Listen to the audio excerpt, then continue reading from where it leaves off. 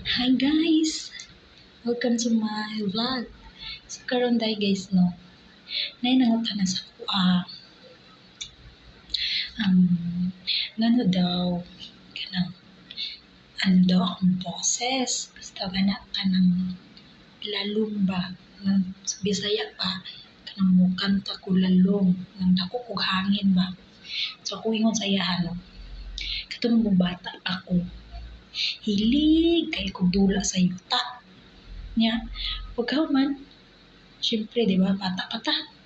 Nga itong mga kuko, tagas kayo. Nya, pagkaw-kaw sa yuta. Nya, kay, tingka ko na. Wa nang hugas ang kamot. Te, ang katong mga vitamins sa yuta dito, di ba? Daga mo ng vitamins sa yuta. Kay, ang mga halaman gani, di ba? Manubo. So, muto ko yung saya. Ang diskarte para manindot ang tingog, dapat kung sa bata pa ka, nagkaukaw ka sa yuta nga imong kuko, tagas.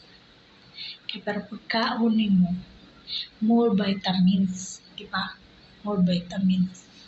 Tapos, napay isa.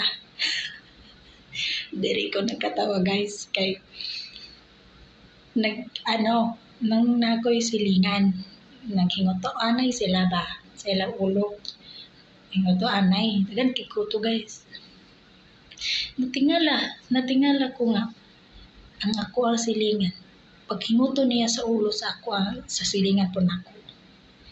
Sige siya hungit. Tangutan ako. Ang saan mong sige hungit? Ana siya. Tilawi. Lami. So, akong gitilawan. Akong ikaon. Mo to guys.